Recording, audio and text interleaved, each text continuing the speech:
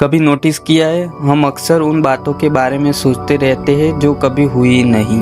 क्या होता अगर मैं उस बोल दिया होता, वो मुझे पसंद करता होगा शायद। अगर मैं ऐसा करता तो शायद सब डिफरेंट होता। लेकिन सच क्या है, ये सब सिर्फ हमारे दिमाग की कहानियाँ होती है। साइकोलॉजी के हिसाब से इंसान का ब्रेन एक प्रेडिक्शन मशीन है। मतलब वो हर टाइम फ्यूचर इमेजिन करता रहता है, सेफ रहने के लिए, कंट्रोल फील करने के लिए। लेकिन प्रॉब्लम तब होती है जब ये इमेजिनेशन ओवरथिंकिंग बन जाती है। हम रियल लाइफ से ज़्यादा अपनी इमेजिनेशन लाइफ जीने लगते हैं। क्यों? क्योंकि इमेजिनेशन में सब परफेक्ट होता है, वहाँ रिजेक्शन नहीं होता, वहाँ गलतियाँ नहीं होती, वहाँ हम हमेशा सही होते हैं। और सबसे डेंजरस पार्ट, हम इमोशनल भी रियल जैसा फील करने लगते हैं बिना किसी रियल सिचुएशन के। जैसे किसी ने कुछ बोला ही नहीं लेकिन हम उसके 10 मीनिंग बना लिए।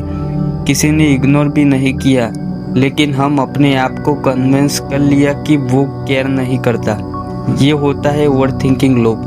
एक थॉट आता है, फिर उस रिलेटेड दूसरा थॉट, फिर तीसरा, और धीरे धीरे हम एक ऐसी कहानी बना लेते हैं जो कभी एग्जिस्ट ही नहीं करती। और फिर हम उस कहानी के हिसाब से फील करने लगते हैं, सैड या इनसिक्योर या अदर्स।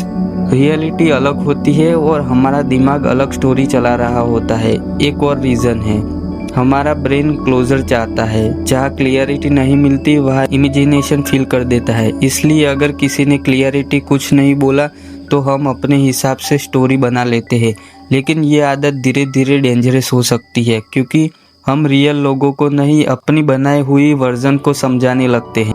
और फिर जब रियलिटी सामने आती है तो सब कुछ टूट जाता है। तो सॉल्यूशन क्या है? सिंपल है पर इजी नहीं। जब भी हमारा दिमाग क्या होगा अगर वाली कहानी बनाए तो खुद से एक सवाल पूछो, क्या ये सच में हुआ है या सिर्फ मेरे दिमाग की स्टोरी है? अगर जवाब है सिर्फ स्टोरी तो उसे वही ख़त्म करो, क्योंकि हर वो थॉट्स जो रियल नहीं है वो सिर्फ तुम्हारी एनर्जी और पेस चुरा रहा है। ज़िंदगी वही है जो अभी हो रही है, ना कि वो जो कभी हुई नहीं।